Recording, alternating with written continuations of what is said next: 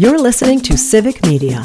You can tune into any of our live shows on any radio station across the state with the Civic Media app. Find us in your phone's app store and listen anytime, anywhere.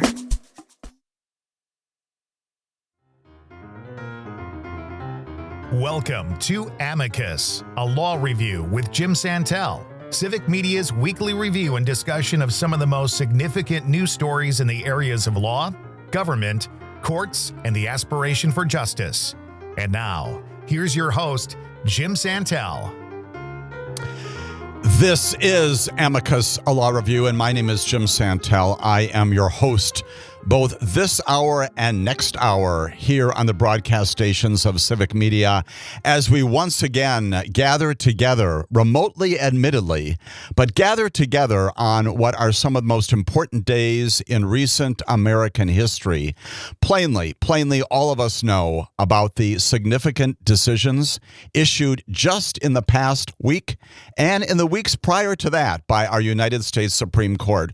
All of that is on our ambitious but achievable agenda this morning and also tomorrow. And let me begin by with that important programming note, and that is that our show today is live, as it always is on Saturday mornings. We encourage our listeners, those who are interested in participating in our discussion, to call in and being a part of that discussion. That phone number is 855-752-4842. In addition to our live broadcast this morning, in addition to what we're going to be talking about today, which are the most recent decisions of our United States Supreme Court, we are also going to be offering, through the auspices of Civic Media, a second broadcast, new content, new material, tomorrow afternoon, Sunday, between 2 and 4 o'clock. Frequent listeners to this program recognize that our Saturday morning broadcast is often, if not routinely, presented again on a Sunday afternoon between 2 o'clock and 4 o'clock. This weekend, because of the importance of the major decisions being issued by our Supreme Court and the significance here, as our commission always is, to provide you with friendly and informative and engaging and hopefully insightful perspective on what's going on in the areas of law and government and the aspiration for justice in America.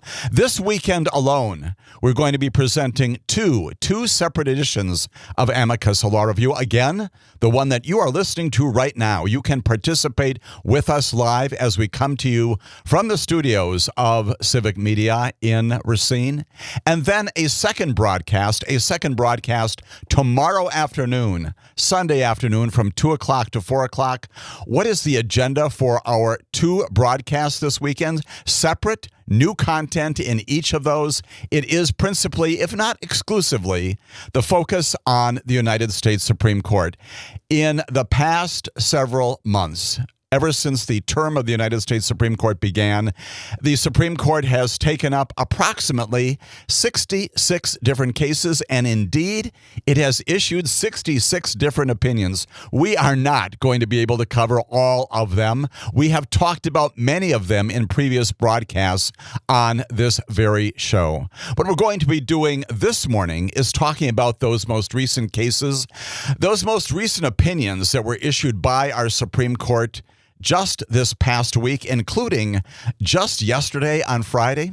And then tomorrow, we're going to follow up on more of commentary about those cases and remind you of some of the other major cases, many, but not all of which we have also discussed in previous broadcasts, to give you what? To give you a sense of the overall legacy of this term, the 2024-2025 term of the United States Supreme Court. Once again, this morning, talking about, frankly, some blockbuster decisions coming out of our Supreme Court just in recent hours and recent days. And then tomorrow, following up on other cases in the docket, also recently decided. But going back and reminding you and recalling what we have talked about with respect to some other opinions, also the product of deliberation by our United States Supreme Court over the period of the past several months. It is a lot. as we often say on this broadcast, but it is consumable, it is important, it is significant, and I thank you on behalf of my producer, Max, and all of us here at Civic Media for committing to this discussion, this engagement of these hugely important issues, because they are indeed just that. And we'll get to that. The reasons why we're broadcasting about this, devoting 2 special programs of Amicus to this, is because it's not just news. It's not just the things in the headlines. These quite literally affect and animate and dramatize in many ways the ways that the rule of law is administered and pursued in our nation, in our state, and even in our local communities. All of that hugely important here on Amicus, a law review. Before we get to that, it is important to note, as a prologue to our discussion about the Supreme Court, that in addition to these major cases, these major opinions issued by the High Court just in the past several days and weeks, other issues related to justice do continue once again to animate the headlines across our nation. Let me talk with you about 2 of those events, 2 of those set of circumstances that, from my perspective, animate once again the reasons why we get together. They help us to understand how government works, often doesn't work, the internal operations of our Justice Department, the internal operations of our judiciary, the internal operations of our White House, the executive branch, the judicial branch, less so, which is, of course, also another concern, the legislative branch in all of this. But there were 2 major events also of just this past week that necessarily require and mandate some discussion, even as antecedents, as prologue to our expansive discussion this morning and again tomorrow afternoon of these major decisions coming out of the Supreme Court. One of them has to do with internal issues related to the Department of Justice. We speak a lot about that here on Amicus, a law review. We recall in particular this case still pending out there involving Kilmar Abrego Garcia. And as significant as that case is and continues to be, he is now, as you know, the subject of a 2-count indictment returned in the Middle District of Tennessee alleging his illegal transportation of aliens, of people improperly here in our nation. And while that is a hugely important thing, and for all of us who are committed to justice in America, the reality is that there's something else that happened in connection with that case that is internal to the department, but also very external to all of us who are concerned about the judicial department and also the Department of Justice, and that is this. You may recall well that there was an attorney early on as the Abrego Garcia case was being handled by a district court judge named Paula Zinnes. She's in Maryland.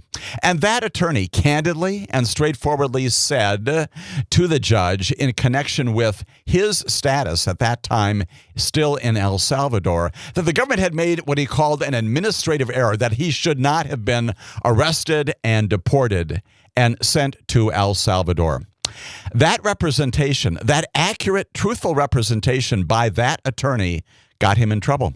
And in the wake of that admission in open court, an honest, genuine statement about his status, that is the status of Abrego Garcia, the Deputy Attorney General, his name is Todd Blanche, administratively placed that attorney on leave and ultimately fired him. And in the wake of all of that, in the wake of his termination, the attorney's termination from the Department of Justice, he filed what is called a complaint. And that's what animates the important news of just this past week. He filed a complaint not in federal court, not in state court, not in any court, but before a group called the Office of the Inspector General. They're internal to the Department of Justice, and they look at waste, they look at fraud, they look at abuse, other conduct of the Department of Justice that warrants internal examination. They make reports. They do not have the authority to prosecute. They do not have the authority to take things into courts themselves, but they do issue reports. Their findings are important.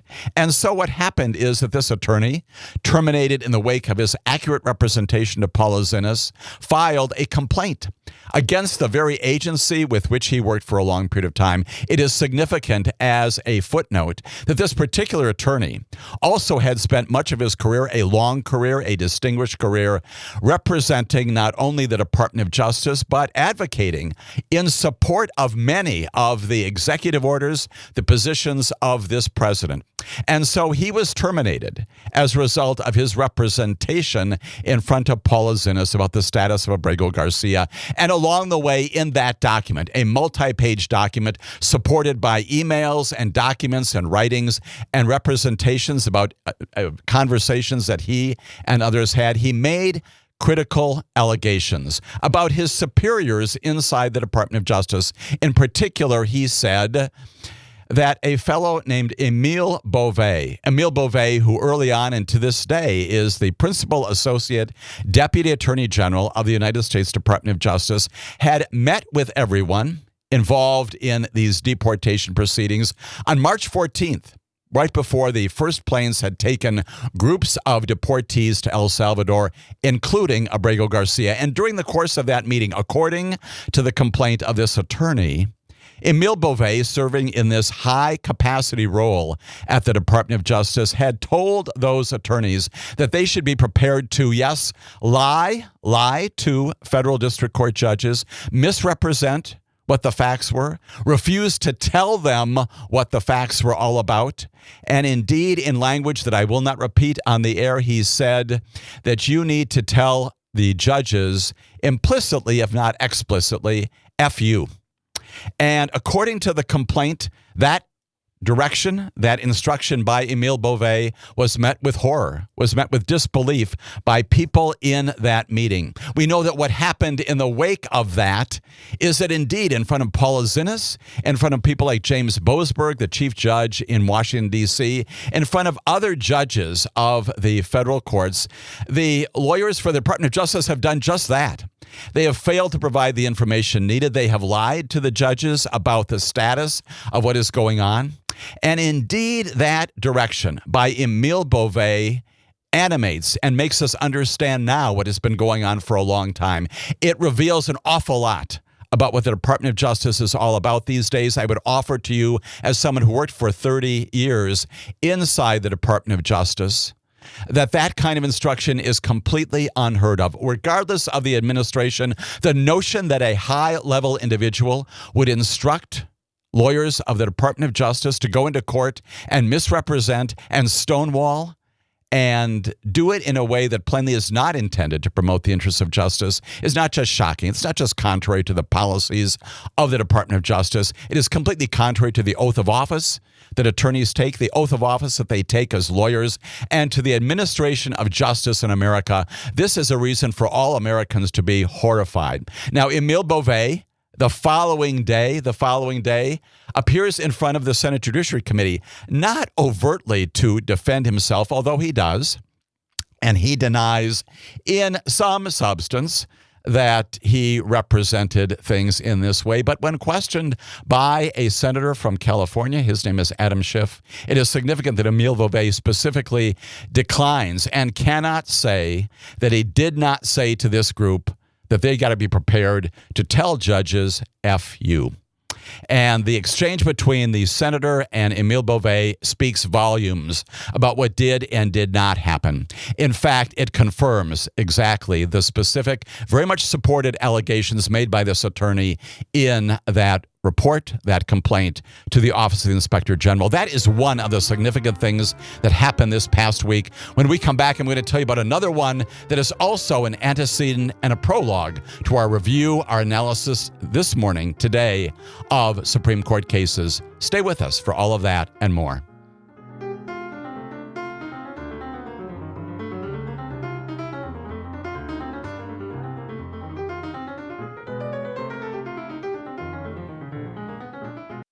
You're listening to Civic Media. Stay up to date on the latest news and information for your local community and Wisconsin by signing up for our free email newsletter. Visit civicmedia.us/email to get started.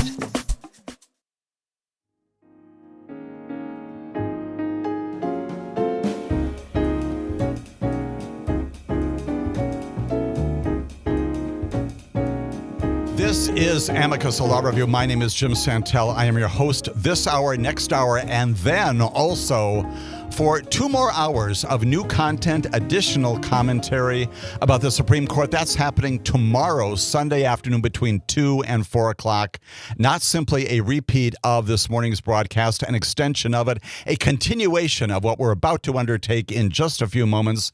That is some analysis and review of these major Supreme Court cases issued by our High Court in recent days and weeks.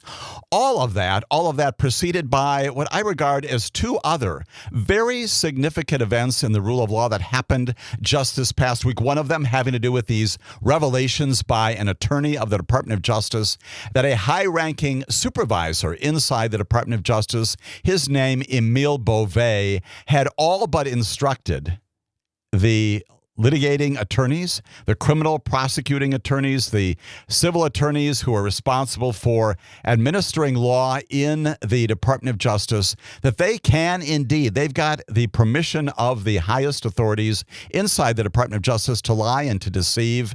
And specifically when it comes to these civil cases involving deportees around the nation, including those being sent to El Salvador and other places, Emile Beauvais, the principal Associate Deputy Attorney General, has given authorization to department attorneys to misrepresent to the courts, not give them what they're asking for, and telling them basically that they have got no business, no power to do what it is they plainly have the power to do. That is a stunning thing to say, and it does in fact help us to understand what is going on generally in Washington when it comes to the interplay of the Department of Justice and the Supreme Court and the White House as well. There is a second event, not unrelated to that first one, that also took place in Washington, D.C. this past week, and that is related once again to deportations. You may recall that we have talked at great length about the work, the orders of another district court judge. His name is Brian Murphy, and he is in Massachusetts, and he is the one who has handled this so-called South Sudan deportation matter involving 8 different individuals subject to deportation, violent criminals who should in fact be deported. Brian Murphy repeatedly and in a significant order of a number of weeks, if not months ago, telling the government that not only can it deport, but while it does that, it also has to afford those deportees due process in terms of where they go, where they end up. And according to the law passed by the Congress, which the judge enforces, he tells the Department of Justice attorneys appearing in front of him that they need to ensure that those deportees, although they're violent, although they should be deported, that they have some involvement in the places where they are ultimately deported to. They're not the decision makers, but they need to be told where they're going, and they need an opportunity to object if they do so. That's what he required to do. When the judge imposed that obligation upon the Department of Justice, again, in the context of things that the department can do, the department ultimately appealed that to an appeals court, which affirmed the lower court judgment, ultimately to the Supreme Court. And on Monday of this past week, in another one of these emergency applications, hugely problematic for the rule of law in America, the United States Supreme Court, by its majority opinion, simply indicated without any instruction, any explanation for what it was doing, simply overturned what Judge Murphy had said and granted the stay, the request of the Department of Justice to stay and basically to overturn the ruling of the lower court judge without any explanation. And that prompted Justice Sonia Sotomayor, joined by Elena Kagan and Justice Jackson, to dissent. And along the way, what they said was, among other things, this language. She said, that is Justice Jackson, in matters of life and death, it is best to proceed with caution. In this case, the government took the opposite approach. It wrongfully deported one plaintiff to Guatemala, even though an immigration judge found he was likely to face torture there. Then, in clear violation of a court order, it deported 6 more to South Sudan, a nation the State Department considers too unsafe for all but its most critical personnel.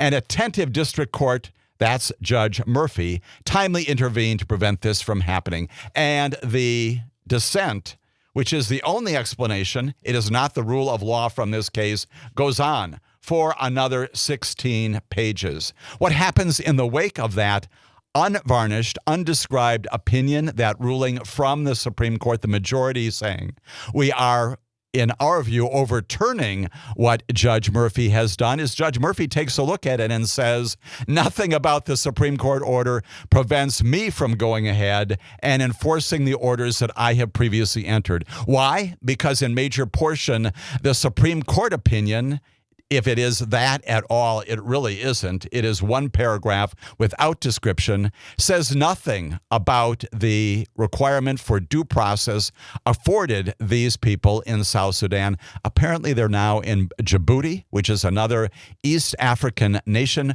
waiting for some disposition there. And what happens in the wake of that, of course, once the lower court judge says, hey, nothing about what the Supreme Court has done prevents me from enforcing my own order, the Department of Justice, through your Solicitor General, goes back to the Supreme Court. All of this happening within hours on Monday and Tuesday of this week, and says to the Supreme Court, we are asking you now to enforce what you have said previously on Monday, hours ago. And that sort of back and forth, that lack of clarity on something of this importance, which is due process in America, is the other great takeaway about the rule of law this past week that also once again animates our discussion about Supreme Court cases, because what it says is this practice of the Supreme Court issuing many, many opinions, 19 alone since January 20th of 2025, this practice of an emergency docket that produces not substance, not explanation, not description, not transparency. What that does is it gives no direction to the lower courts. And in this case, Judge Murphy looks at it, says absent direction, that continues. All of that is a lead up to our Supreme Court analysis. And that Supreme Court review and that reporting begins right after this break. Stay with us here on Amicus, a law review.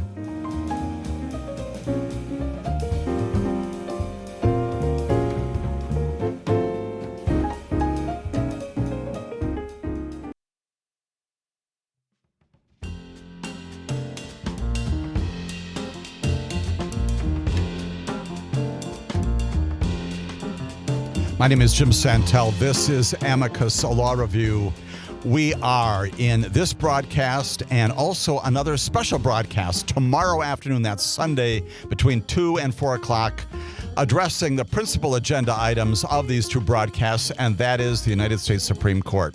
As we just discussed, a lot of that relates to how human beings, lawyers, judges, the staff of all of them are major units inside the Department of Justice, inside the judiciary, inside the White House, how they behave, how they conduct themselves. And that's the reason why these accounts of the conduct of lawyers in federal courts, as revealed by this report to the Office of the Inspector General just this past week, and this other account, not unrelated, about the small battle taking place right now inside the judiciary about the understandings coming from the Supreme Court. Brian Murphy interpreting a non-descriptive order from the Supreme Court in a way that makes sense, and underscoring once again this paramount problem that we have today in America. It's not new this administration, but this increasingly great concern that indeed our Supreme Court issuing opinions without descriptions of the reasons for their doing what they're doing. All of that much on display, and all of that prologue to our discussion about the United States Supreme Court opinions of just recent days. Now, what are those opinions?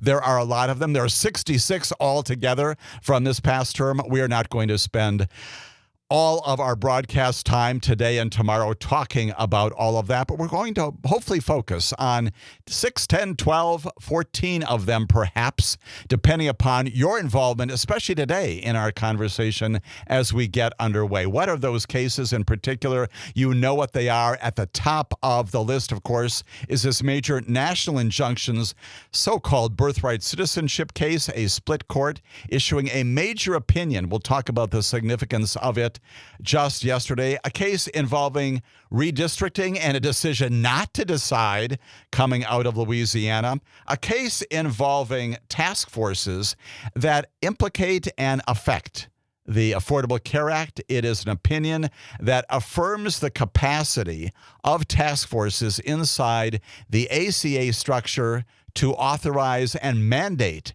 that health care in a preventive nature be mandated for insurance companies. There's another major case involving free speech coming out of the state of Texas, and in particular, the attorney general there. There's another case involving, yes, LGBT storybooks and academic settings involving school children, that coming out of Maryland. And yet another case involving, seemingly somewhat wonky, involving the FCC, the Federal Communications Commission, and its initiatives in trying to bring broadband websites and broadband access, getting access to our communities throughout the nation that are rural and that are impoverished. All of that coming up in some of the major decisions of just yesterday and this past week. We are also going to spend some time, perhaps not in the great detail as those other cases will be given, but also reviewing some of the major cases the Supreme Court has also issued in the areas of transition care, involving transgender youth. We talked about that fairly recently. A reverse discrimination case in the employment setting. The involvement of liability and the applicability of standards for gun makers in the international setting. We'll talk about those religious charter schools, that coming out of Oklahoma.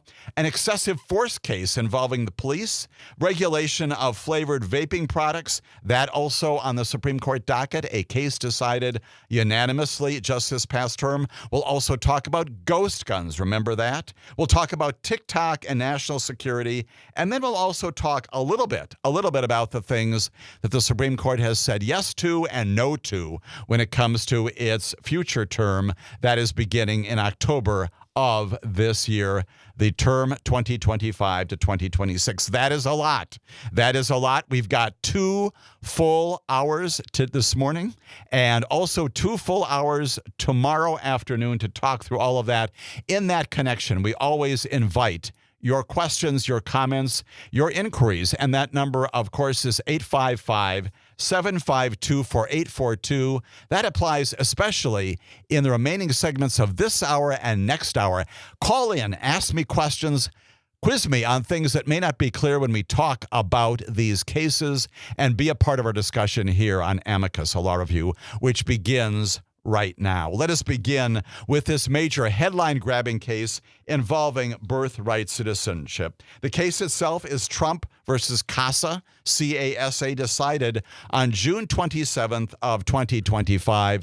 The reason that's at the top of our list, the reason it's on the headlines is that from my perspective, it is the bookend to this other major decision that the Supreme Court issued a year ago, almost to the day, July 1 of 2024, finding not only that a president is indeed above the law and is not subject to criminal prosecution, but indeed has got to be, as the Supreme Court said, very agile, able to make decisions quickly, be powerful, strong, muscular, cannot be feeble because a feeble presidency implicates a feeble government, and gave the president, by virtue of the language authored by our Chief Justice, an awful lot of authority and principled direction that the Constitution of the United States of America does not, in fact, incorporate.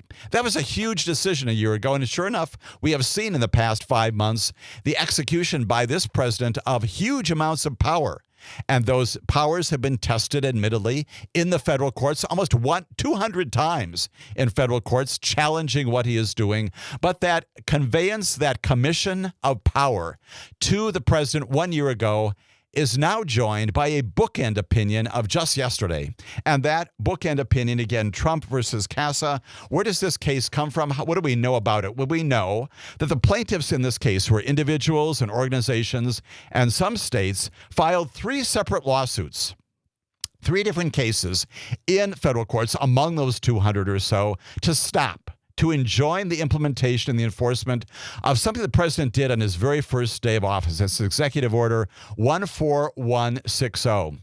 The executive order identifies some circumstances in which a person who's born in the United States is not, in the language of the 14th Amendment, subject to the jurisdiction thereof, that is, of the government, and is therefore not recognized as an American citizen. You know this well. This has been all over the news. The plaintiffs in this case alleging alleging at the district court level, at the appellate court level, that executive order does indeed violate the 14th Amendment, the Citizenship Clause.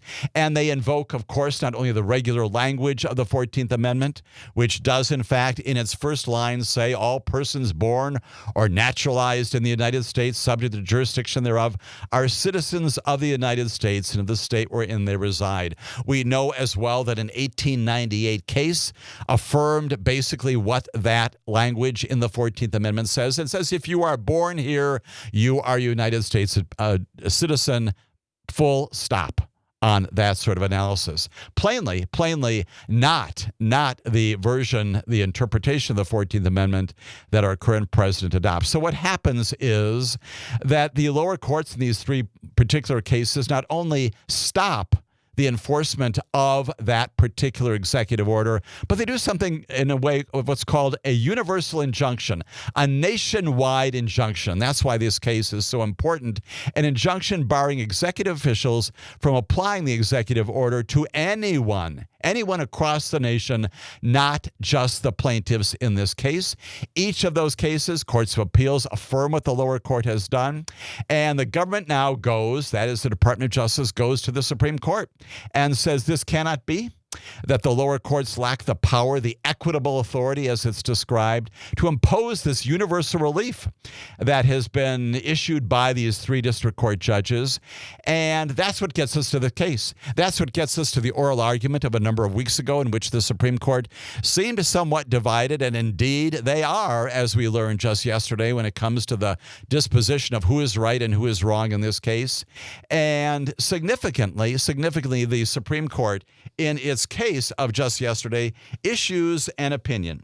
And the opinion is joined in and supported by 6 members of the Supreme Court, some vigorous dissents by 3 members of the Supreme Court as well. What specifically does the Supreme Court do and not do? Well, it is significant to note that because the government, in appealing these cases, did not expressly ask for a reversal of the lower court substantive decisions on whether or not the interpretation of the 14th Amendment, that language, is right or wrong, because of that, the Supreme Court goes out of its way repeatedly to say, we are not resolving whether or not the executive order violates the Citizenship Clause of the Nationality Act.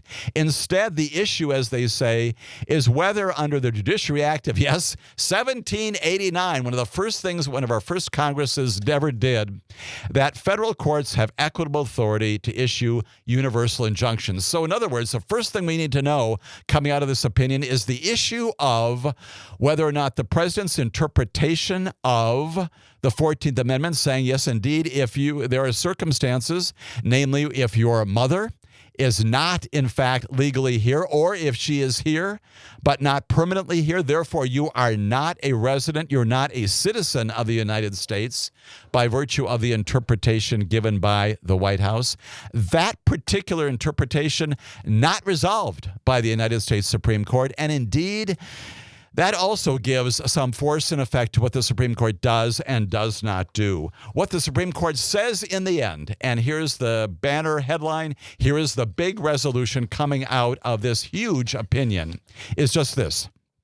These universal injunctions, not only with respect to the 14th Amendment and birthright citizenship, exceed the authority that the Congress has given to federal courts. That's as simply as you can state it. The court goes on to say that the court grants the government's application for a partial stay of the injunctions entered below. Basically, we're going to put them on hold for a while. And they do go on to say that the president's orders, the president's executive orders, are going to be stayed for 30 days, for 1 month from yesterday, basically meaning a lot of things, and we'll talk about that, are going to be already are happening in between yesterday and 30 days from yesterday. The court basically says because of the significance of this, we're putting basically all of this on hold for 30 days until parties can digest it and make sense of what we're doing. The issue raised by these applications, that is whether Congress has granted federal courts authority to universally enjoin the enforcement of an executive order, warrants the court's review. That's the kind of thing that the court says, of course, appropriately at the start of the opinion. On multiple occasions and across administrations, another important point the Supreme Court makes, solicitors general have asked the court to consider the propriety of this expansive remedy. And as the number of universal injunctions has increased over the years, so too has the importance of this issue. Indeed, one of the secondary takeaways from this opinion is that there is something for everyone to love and something for everybody to hate in this opinion. And indeed, it applies not just to Donald Trump.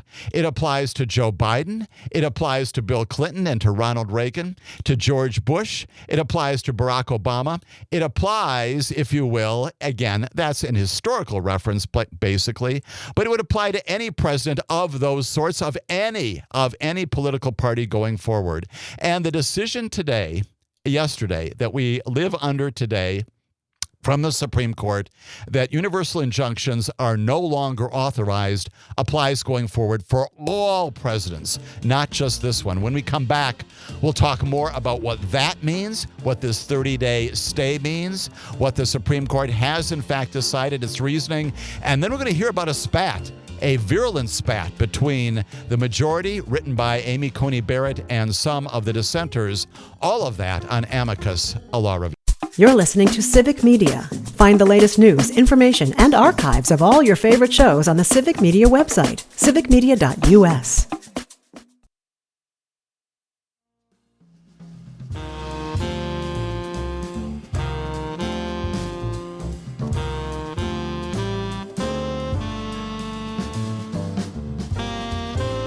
This is Amicus, a law review. My name is Jim Santelle. We are spending all of our time on this broadcast this Saturday morning, but also tomorrow afternoon talking about these major cases recently issued by the United States Supreme Court in the course of its docket. And right now focusing on what is perhaps the most significant case of this term, not to minimize the significance of others, but that is this case called Trump versus Casa.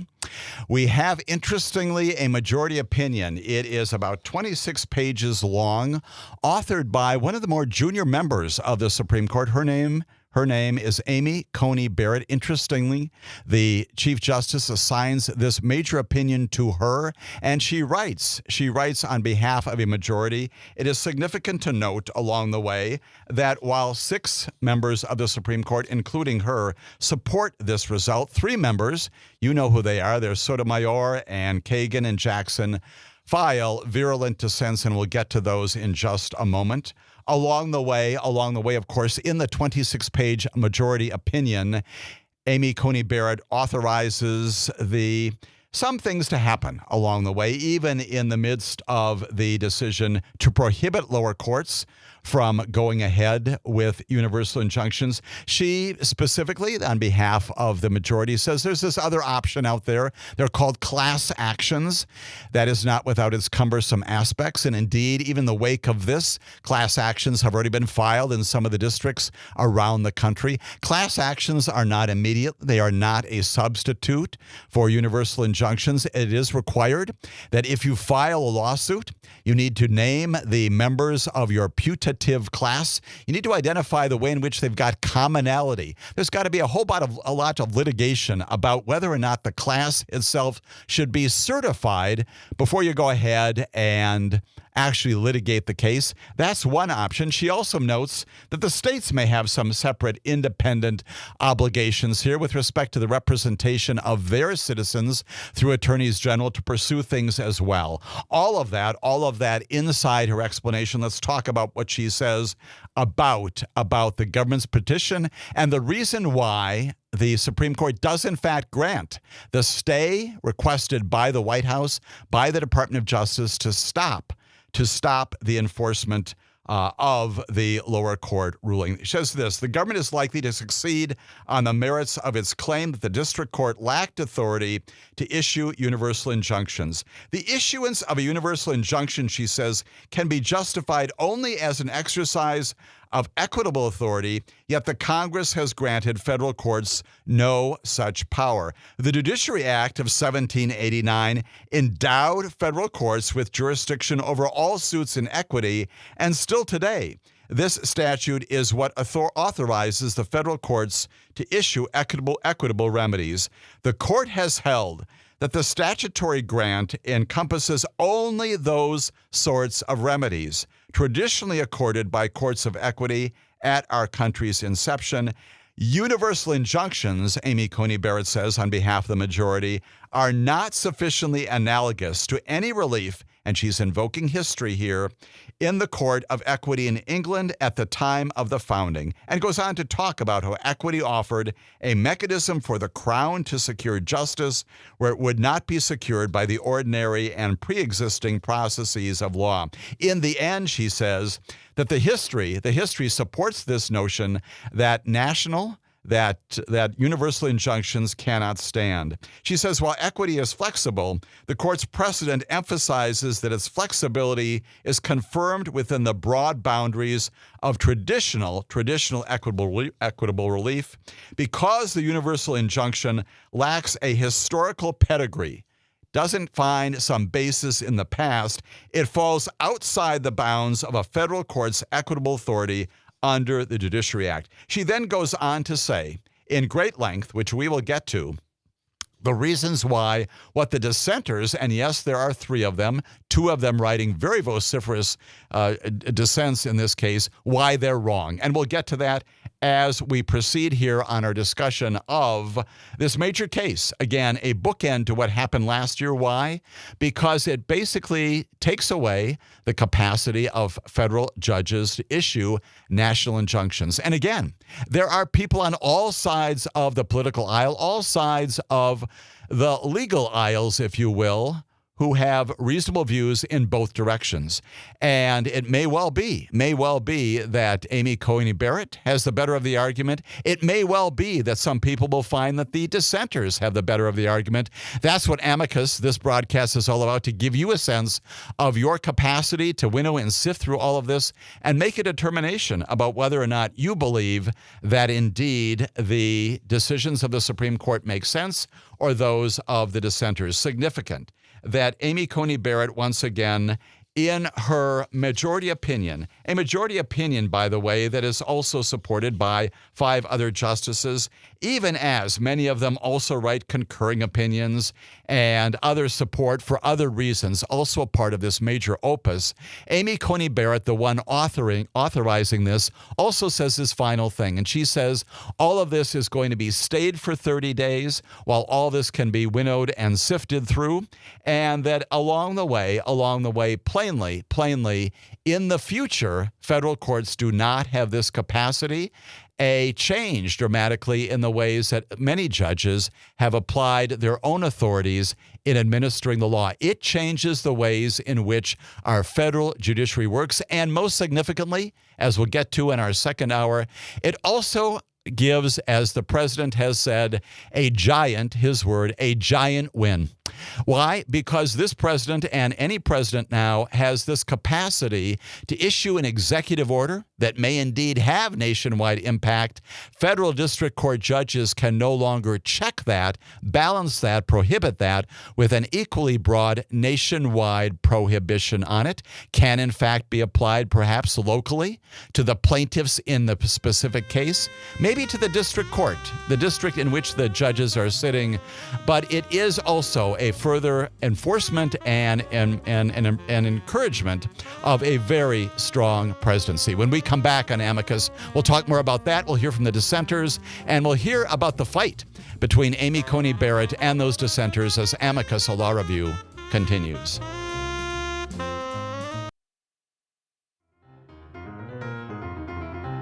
Welcome to Amicus, a law review with Jim Santelle, Civic Media's weekly review and discussion of some of the most significant news stories in the areas of law, government, courts, and the aspiration for justice.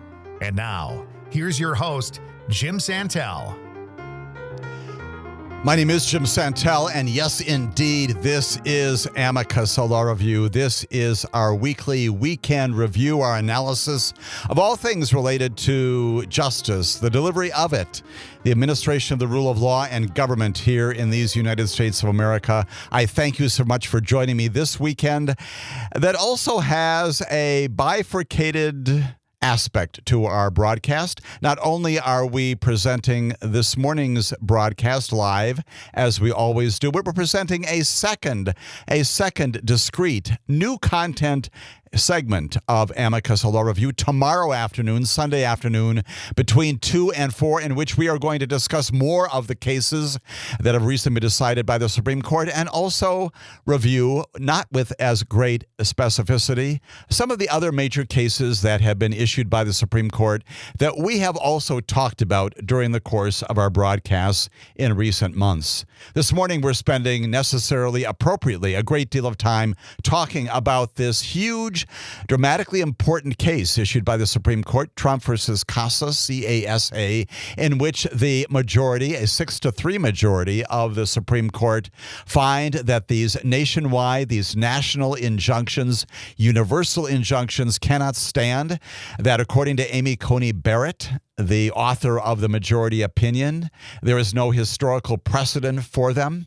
And beyond that, that as a pure matter of law, they cannot stand, and therefore lower district court judges no longer able to issue nationwide injunctions. What they can do, what plainly is not stripped away from them, is the capacity to issue injunctions, but almost certainly those will necessarily be as to what? As to the particular plaintiffs before them in the specific case that they are assigned to administer. That is, the plaintiffs in the case caption whose names are identified locally and immediately for the judge. And maybe, just maybe, those injunctive orders could extend to others beyond just the plaintiffs, maybe in the district courts themselves, but certainly not universally, certainly not beyond this jurisdiction of a federal district court sitting, for example, in eastern Wisconsin, or the District of Utah, or in southern Florida, or in southern California. That is clear now as a matter of law that can no longer happen. And it does raise not only concerns about the ways in which federal judges can act in execution of their responsibilities, but it also raises some recollection about the oral argument in this case, because at that time, Coney Barrett and others were searching for a way, perhaps to articulate a rule that could have been designed by the Supreme Court that doesn't split the baby in half, but nonetheless articulates a rule for those cases where that indeed do have national implications. For example, things like, say, for example, religious liberty, or even under the Second Amendment, the capacity, as we now know, since Antonin Scalia, to own firearms in America, things that have nationwide implications, as opposed to those things that may be more local and regional and more specific to cases. And it sure seemed as if during the course of the oral argument, the Supreme Court, Coney Barrett in particular, inching toward the possibility of the Supreme Court identifying a rule, some helpful instruction to the lower courts, of the sort that I bemoaned earlier with respect to Judge Murphy and the failure of the Supreme Court to give him a specific direction. Here, the possibility that the Supreme Court might have articulated a rule, admittedly probably imperfectly, but a rule that says in some areas yes, in some areas no, and courts still have to make those determinations. They do those things all the time. The Supreme Court, Coney Barrett, plainly did not do that. That is not what the order says. This is a blanket prohibition on national universal injunctions. And so in the end, what she says is this. Some say that the universal injunction gives the judiciary a powerful tool to check the executive branch. And indeed, that is what the petitioners in this case had argued. She goes on to say, however, that federal courts do not exercise general oversight of the executive branch. They resolve cases and controversies consistent with the authority Congress has given them, an authority that, again, according to Justice Barrett, the Congress has not afforded courts. She says, when a court concludes that the executive branch has acted unlawfully, the answer is not for the court to exceed its power to. The government's applications to partially stay the preliminary injunctions are granted. That is, the injunctions of the lower courts. Those are now put on hold. This is basically a double negative, if you will, which means that the executive order, after 30 days from now, can in fact take effect. And what it also effectively means, as the dissenters note, is that now there could be class actions, and there may in fact have to be specific individual plaintiff cases brought in many, if not all, federal district courts around the country. There are 93 of them altogether, as you know, vindicating the specific interests, at least as to birthright citizenship, the interests of those plaintiffs. And the patchwork possibilities of doing that across the country, where in fact you may get one state that does indeed acknowledge that the 14th Amendment gives you birthright citizenship, perhaps in another, a different attorney general across border lines does not acknowledge that. The possibility of a patchwork approach, at least as to this kind of a thing, that is birthright citizenship, that's what the dissenters bemoan. And it applies, again, beyond just birthright citizenship. Expressly, once again, Amy Coney Barrett makes clear the court is not deciding that case. This is a process, a procedural win for the presidency, for the executive branch generally, which now can act as it wants and grant these large executive orders that need to be challenged, if at all, in individual courts before individual judges around the country, admittedly, maybe with class actions. That, too, not an immediately accessible approach, but nonetheless a very different way of going ahead and doing just this. All of that prompts, of course, dissents, and that includes Sonia Sotomayor. She says, for example, bemoaning the fact that the government, the Department of Justice, has not asked the Supreme Court to take on the specific issue that we sort of all thought would be before the court initially, which is whether or not the 14th Amendment does in fact mean what it says and says what it means. Sonia Sotomayor says this: the government has not asked for complete stays of the injunction because to get such relief, basically to get relief and afford the president the support that he wants, it would have to establish Trump's order narrowing birthright citizenship for children born on U.S. soil who don't have at least one parent with permanent legal status is likely constitutional. She's basically saying we all know this is an unconstitutional thing, and because the government knows, the White House knows, it's probably not going to be successful in proving the constitutionality. Instead, she says,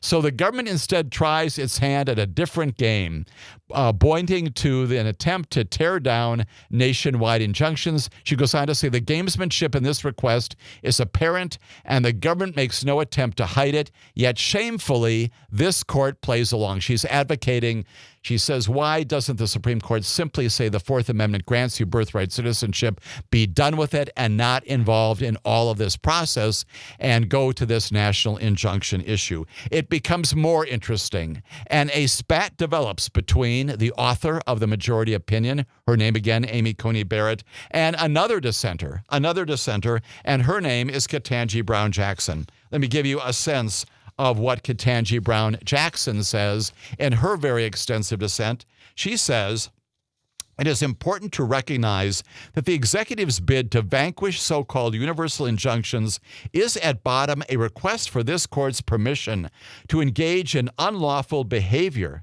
That's what Ketanji Brown Jackson writes in dissent. When the government says, do not allow the lower courts to enjoin, to stop, executive action universally as a remedy for unconstitutional conduct, what it is actually saying is that the executive wants to continue doing something that a court has determined violates the Constitution. Please allow this, she says. That, she says, is some solicitation. Jackson goes on to suggest the Constitution was designed to split the powers of a monarch between three governing branches to protect the American people from overreach. She said those core values are strangely absent from the majority ruling. With deep disillusionment, Ketanji Brown Jackson says, I dissent. Now, that prompts this spat between Amy Coney Barrett and Ketanji Brown Jackson. Let's talk about exactly what that's all about. Amy Coney Barrett, again, as does Ketanji Brown Jackson, stuns the world, stuns the nation, stuns all of us watching this and reading this with the nature of the back and forth between them. people who look at this routinely have talked about the extreme nature of the sparring between these two. And one of them, Amy Coney Barrett, names the other, Ketanji Brown Jackson, by name. She says this, Amy Coney Barrett, "We will not dwell on Justice Jackson's argument, which is at odds with more than 2 centuries worth of precedent, not to mention the Constitution itself.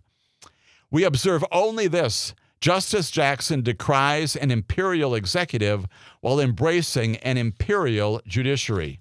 Those are strong words. And again, taking on one of her colleagues by name.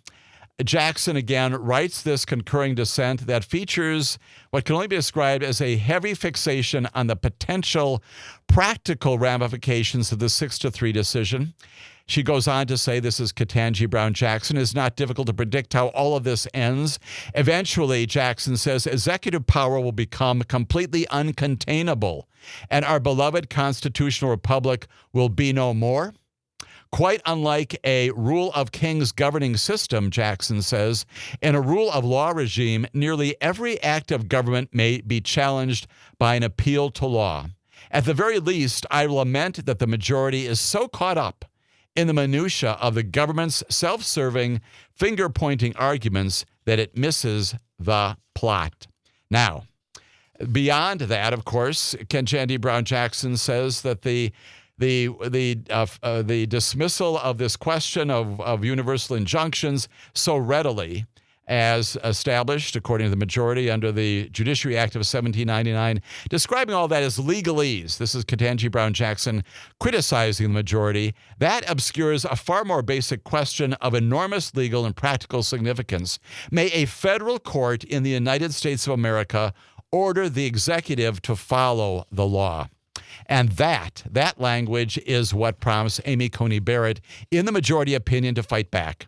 She says this, Barrett's response to her opinion was almost mocking, if you will. She says, "Because analyzing the governing statute involves boring legalese," that's making fun, of course, of Ketanji Brown Jackson, "Jackson seeks to answer a far more basic question of enormous practical significance. May a federal court of the United States of America under the executive follow the law?" This, again, is what Amy Coney Barrett has said in response. In other words, Amy Coney Barrett says, "It is unnecessary to consider whether Congress has constrained the judiciary. What matters is how the judiciary may constrain the executive.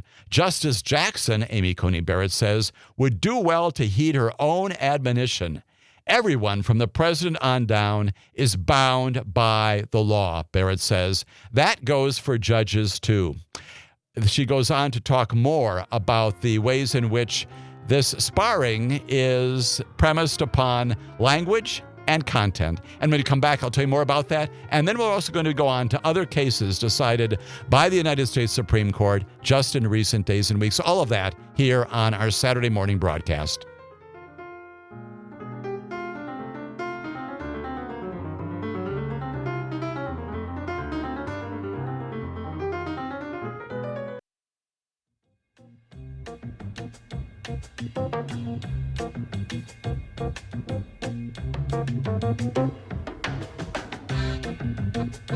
This is Amicus, a law review. My name is Jim Santelle. We are in the midst of our extensive discussion about this major decision in American jurisprudence issued just yesterday, just Friday, by the United States Supreme Court. Among the 5 cases that it decided, that it issued on its final day, at least its final formal day of activity in this term, this case, Trump versus Casa, C-A-S-A, finding that federal district court judges no longer, arguably never had, since 1789, the capacity to issue national injunctions, these universal injunctions, justifying it principally upon an invocation of history and describing how the equitable relief otherwise granted by federal district court judges cannot stand. Along the way, what can only be described as sparring by name between Justice Ketanji Brown Jackson and Amy Coney Barrett.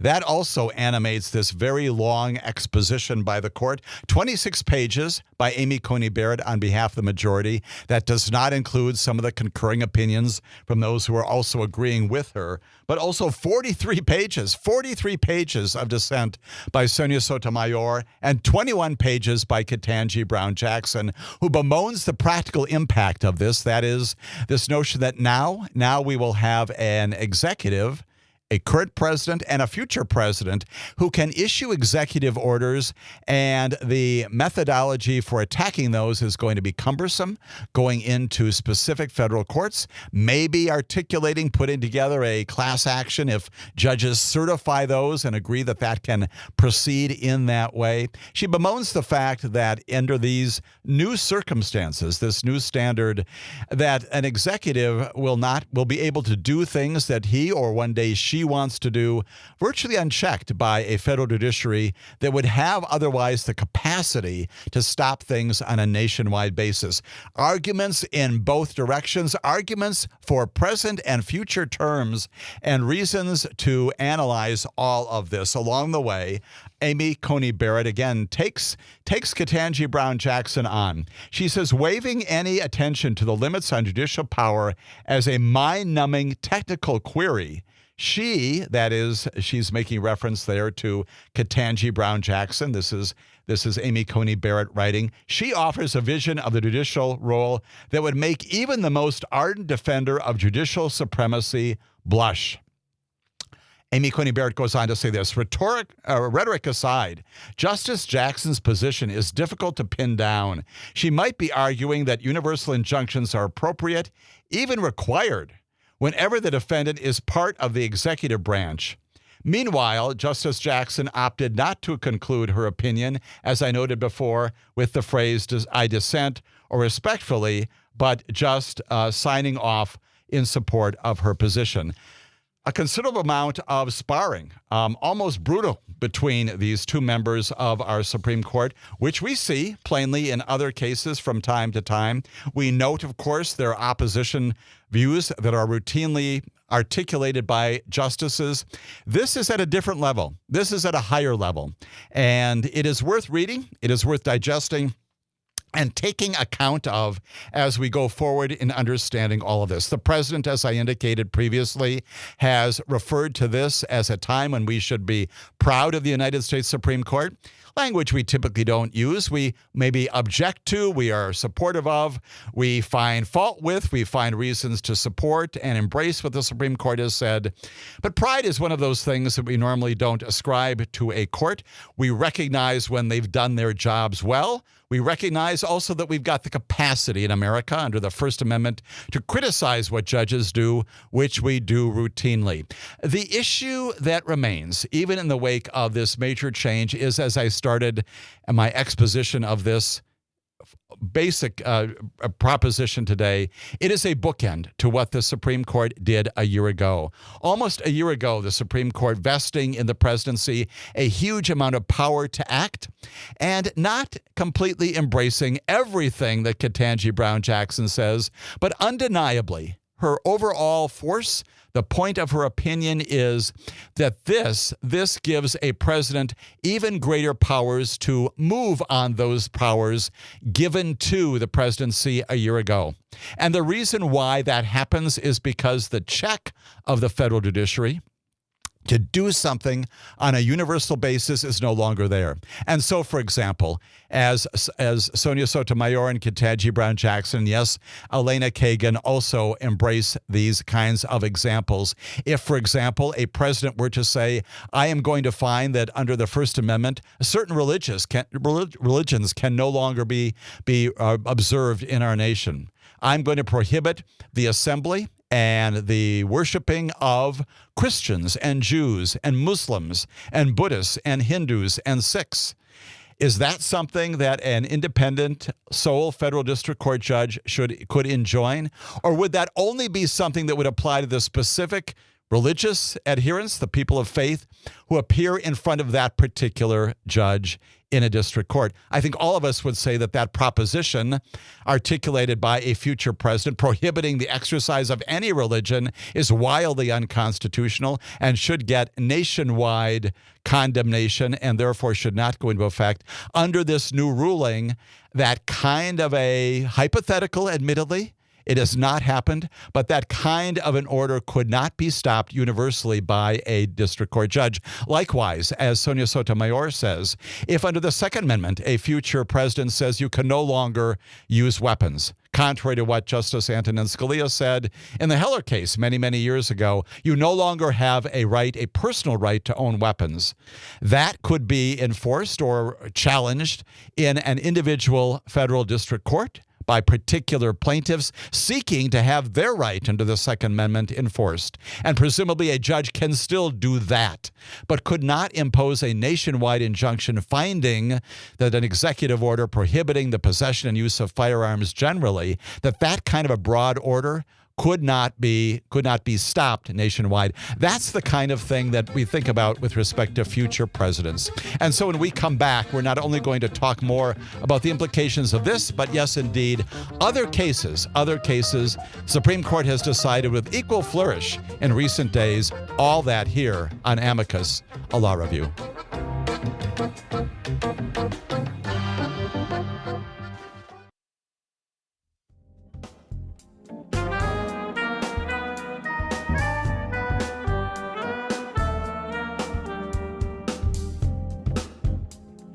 This is Amicus Law Review. My name is Jim Santelle. I am your host.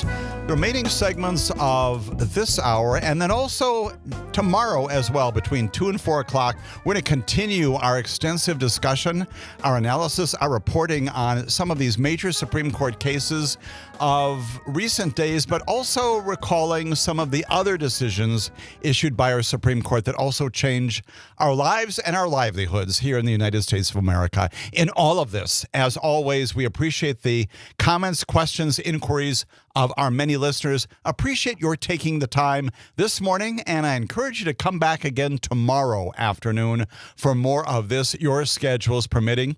Right now on the line, we have Mark from Prairie du Sac. Mark, appreciate your participation in our discussion this morning.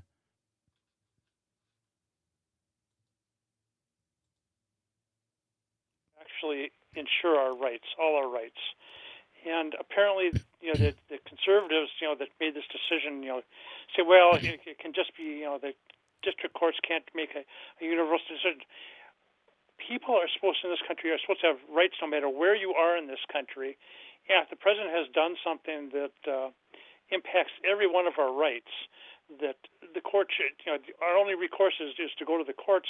And if the courts, like they said, hodgepodge across the country. I mean, if you have a child born, say, in Wisconsin, and Trump gets his way, and in Wisconsin we recognize the birth of that child as being a citizen, then in another state, well, we're not going to recognize it, and that child happens to move to another state. Say, well, you weren't, we don't recognize that here in our state. So it just is an abomination because, as far as what our nation is supposed to be. And the 14th Amendment, how they avoided not recognize the 14th Amendment says all persons born or naturalized in the United States. It doesn't say anything about their parents and the status of their parents. Simply the fact that child is born in the United States. It's under the government's, under our jurisdiction. I mean, because they're born here. The only people that aren't in our jurisdiction are people in the diplomatic corps. Right. There are a couple of exceptions out there, but right, ever since July 9th, 1868, Mark, you know this well, that's when we adopted the 14th Amendment. And again, the Supreme Court, in a very notorious case, found exactly that it does mean what it says and says what it means. That's what Sonia Sotomayor bemoans, that all of this could have been avoided simply by addressing the underlying issue. And the mere fact that the government has not asked the Supreme Court to take this on, well, the reality is the Supreme Court didn't have to take on the case at all. Now, not only have we postponed maybe for some later day an ultimate decision on this, we know that our Attorney General has said at the same time that the President embraced this decision just yesterday and at the White House.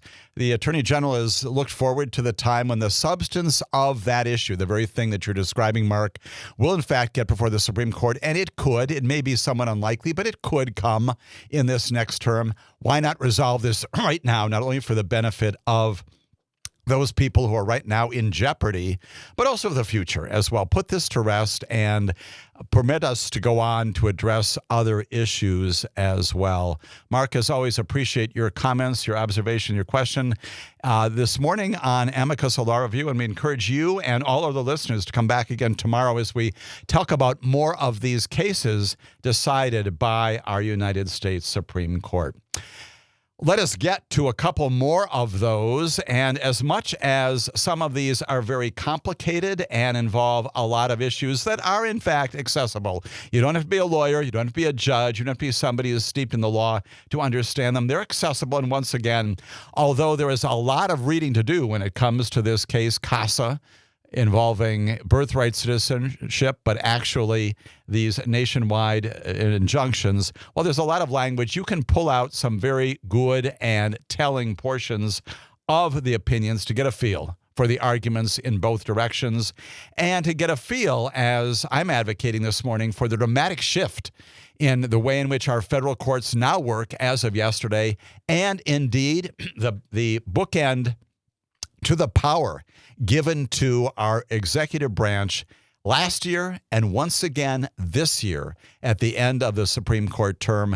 Power now to issue executive orders, not just in the area of birthright citizenship, but in all kinds of other areas, including the hiring and firing of various federal employees, funding, for example, of various agencies, including those that provide overseas support, all sorts of things, even involving, for example, the Bureau of Prisons and how we handle transgender prisoners, all kinds of things out there that used to be accessible and at least challengeable through the possibility of a nationwide injunction now need to run into individual courts, wherever the venue of the case happens to be, on behalf of and through the arguments of individuals appearing to vindicate their rights, whether it's birthright citizenship in one case or their entitlement to a position under the civil service laws in another. All of those things now going to be litigated on an individual basis in various courts around the country, raising the specter, as Mark, I think you have implicitly, if not explicitly said, raising the specter of a dramatic increase in the number of these petitions being filed around the country in all sorts of areas. Indeed, we know even in the wake, minutes, hours after the Supreme Court's decision in Casa, we already have class actions being filed. We already have other cases on behalf of individual plaintiffs seeking recovery and seeking remedies, seeking judgment in particular courts around our country, 93 of them altogether. We'll continue to monitor all of that, and as always, appreciate, Mark, your participation and the listening of all of our listeners this morning on Amicus. Let's talk about some other cases also decided by the Supreme Court just yesterday. Supreme Court on Friday upholding a provision of the Affordable Care Act. Yes, I know what you're thinking. You're thinking, gosh, I thought we were done with these challenges to the Affordable Care Act. Turns out that's not the case. This particular challenge was to the task forces that make decisions under the Affordable Care Act when it was first crafted, first legislated by our Congress. Task forces do assessments. These are people who are medical people. They know what they're talking about. They're healthcare providers, and they make determinations about what? About preventive care, the things that we can do to keep ourselves healthy and safe in a medical setting. These task forces, a task force in particular, reviews the propriety of requiring insurance companies to provide preventive care free at no cost under the Affordable Care Act. 6-3 decision written by Justice Brett Kavanaugh, majority ruling that this federal task force, these folks who, again, medical folks determining what preventive measures insurance companies must cover, that they in fact are legitimate and that their institutional basis for doing that is secure, no cost to the insured. All of that is constitutional. The decision, of course, plainly safeguards coverage for probably tens of millions of Americans who receive some free health care services, including things like preventive care in the areas of cancer and diabetes screenings, medications to reduce heart disease, strokes. There is some eye ointment for newborns to prevent infections causing blindness, all kinds of things in the preventive area that Obamacare, the Affordable Care Act, has provided for and now safeguarded by virtue of the authorization that continues with these task forces. Chief Justice John Roberts, Justice Amy Coney Barrett, as well as Justice Sonia Sotomayor, Elena Kagan, Ketanji Brown Jackson, join in the majority opinion. That's the group that says yes. That's the 6 in this particular case that support these task forces that keep this portion of the Affordable Care Act in place. The remaining conservative justices, their names, you know, Clarence Thomas, Sam Alito, Neil Gorsuch, they all dissented. It is significant to note a case, of course, the latest in a lawsuit, a series of lawsuits that target the Affordable Care Act. You recall that the health care law has survived many challenges in the past, 3 in particular before the Supreme Court, way back in 2012 and 2015 and 2021. You recall well that Chief Justice John Roberts was the one who cast that decisive vote to save the law in 2012, basically finding that this was a tax and not another attempt simply to enlarge the federal bureaucracy. That was a crucial milestone in upholding the law's core mandate. Had he gone in the opposite direction, it may well have been way back then that the Affordable Care Act would have fallen by virtue of the Supreme Court's ruling. And again, it survives for more challenges. The dispute that was resolved, again, just yesterday, centered on something called the U.S. Preventive Services Task Force. They're a panel of experts, once again, as I said, these people who know what they're doing. They're inside the Department of Health and Human Services, and they do, in fact, review all of these proposals. They review preventive medical services, including things like preventive screenings and medications to prevent serious diseases. The task force devised, again, specifically for the purpose of determining what kinds of preventive medicines and health care need to be provided by insurance companies under all of this. The challenge to them was not so much their function, but was the process for selecting their members. We've seen this in other places, for example, how it is that the particular entity was formulated by the Congress, how this was put together. We saw this, for example, with the Consumer Financial Protection Bureau, how it was put together, whether it's got the authority to do the kinds of things it does. These task forces members, 16 in number, they're volunteers. They're all nationally recognized experts in primary care and prevention care, family medicine, geriatrics, obstetrics, all kinds of things. They are appointed by the Secretary of Health and Human Services, and they serve 4-year terms. The question, of course, is whether these members are legally considered inferior or principal officers under the Constitution. And yes, that's a very wonky thing, but it's important to understand how it is the Supreme Court and Justice Kavanaugh resolved this case. Under the Constitution, principal officers have to be appointed by the president and confirmed by the Senate. We've seen that argument before. The Affordable Care Act says that the task force members and their recommendations are independent and, to the extent practicable, not subject to political pressure. You want that to be, right? You don't want medical decisions being made by people who are animated by partisan views. The challengers argue that this made them principal officers, and therefore they have to be appointed by the president, confirmed by the Senate, and Justice Kavanaugh rejects that. He says the structure of the board makes clear that its members are subject to political control and so count as inferior officers. Therefore, no problem with their doing the work that they're doing. Secretary of Health and Human Services can review their recommendations and block them from going into effect. That can happen, of course, and can also remove the board members before their terms are up. The authoring justice says this. He says task force members are supervised and directed by the secretary, who in turn answers to the president, preserving the chain of command in Article 2. And he writes, as a result, appointment of task force members by the Secretary of HHS is consistent with the appointment clause. No problem here at all. Justice Thomas dissents, And he notes the task force was appointed by a subordinate official in the department, a system that was since changed to elevate that power to the secretary. He adds the government had established a new statutory theory for why the current system is permissible on appeal. That all coming out of the Supreme Court just yesterday. Those task forces legitimate, and the Affordable Care Act continues to be.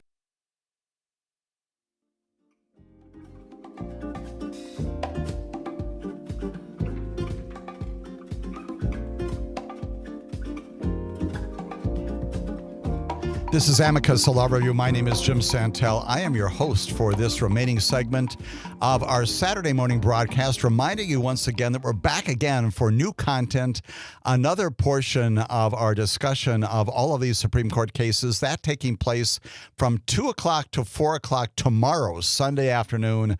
So mark your calendars, your schedules permitting, for that discussion as well. In our final moments in this Saturday morning broadcast, let's talk about something the Supreme Court did not do. Talk about one of the cases it decided not to decide. A surprise, as one of my colleagues and friends says, not on my bingo card, to see that the Supreme Court decided not to resolve, at least not in this term, one of the major cases under the Voting Rights Act involving racial discrimination, arguably, political discrimination, arguably, and line drawing for districts in the state of Louisiana. Supreme Court on Friday declining to weigh in, at least for now, on Louisiana's contested congressional voting map. We've talked about this before. Instead, ordering that new arguments be scheduled during this next term. We don't know a whole lot about what this was about. There was no explanation for why the justices did not make a decision at this time. They had the oral argument previously. It's all been brief, but plainly there was something more that they want to ask the litigants all about. So this is going to be happening in the new term of the Supreme Court beginning in October. We'll see when that's scheduled. All but one paragraph in the 6-page order in this case was written by Justice Clarence Thomas. He was the lone dissent. Justice Thomas wrote that it was the court's duty to hear such congressional redistricting challenges, and that the justices, his colleagues, had an obligation, his words, to resolve such challenges promptly. This, of course, is the latest twist in what is described as a long battle that follows the 2020 census. We saw that here in Wisconsin, Louisiana, and in other states around the nation. The case has been fairly closely monitored and watched just because it involves another application of the Voting Rights Act. The Voting Rights Act, of course, a central legislative achievement, civil rights area. Supreme Court's majority has in recent years, in a couple of major cases, severely curtailed its applicability in southern states in particular, including Louisiana, where there's a history of local officials ignoring some of these civil and voting rights laws until courts intervened. The application of the Voting Rights Act has been a routine mechanism to address problems, or at least identified challenged problems when it comes to line drawing. The state's latest map, with the state legislature approved in January, will now remain in place. And that map paved a way for a second black Democrat, her name is Cleo Fields, to join Representative Troy Carter, who is a New Orleans area Democrat, in the state's congressional delegation. So it stays in place by virtue of the fact that the Supreme Court has not yet determined whether or not this particular line drawing in Louisiana will be overturned or not. And it is significant, of course, to note that 1/3 of the state's population is black. Observers had been counting on a decision in Louisiana to serve as kind of a bellwether, kind of an indication about what other states might do in determining how much the Constitution allows when it comes to considering race as a factor in drawing districts under the Voting Rights Act of 1965. And so what happens here in particular is that in this particular case, 2020 census showed the state's black population increased, prompting the legislature to redraw congressional districts. Lawyers adopted a map with only one district in which black residents constituted a majority out of the 6 altogether in Louisiana. Black residents sued under the Voting Rights Act, prompting the legislature to try again. This time, Louisiana lawmakers do, in fact, approve a second district with majority black voters. But in a bid to protect some of its most powerful representatives, some folks there, the Republican majority in the legislature, approve the creation of a district that snakes from one corner of the state to another and that links various cities and municipalities along the way.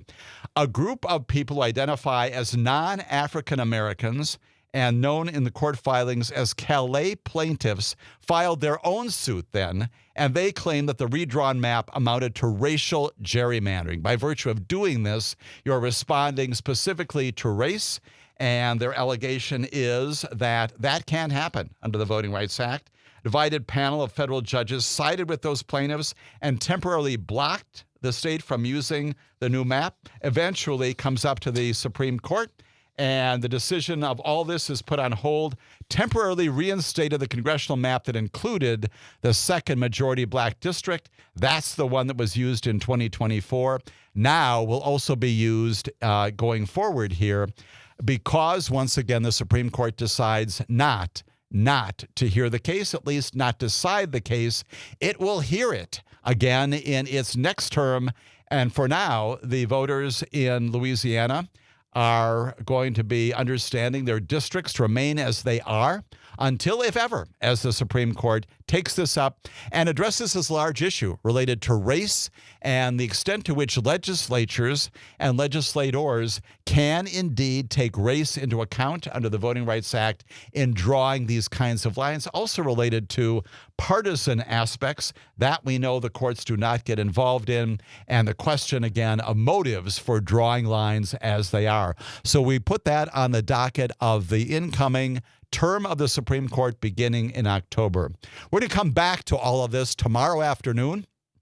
I invite you to rejoin us at 2 o'clock as we address many of these other cases, including class discussions of LGBT storybooks, age verification for porn sites, and even things related to providing broadband internet to communities throughout our nation. Many other cases also decided by our Supreme Court in recent days as well. We invite you to come back for that discussion tomorrow afternoon here on Amicus as we continue to analyze the important work and the decisive work of our United States Supreme Court here on Amicus, a law review.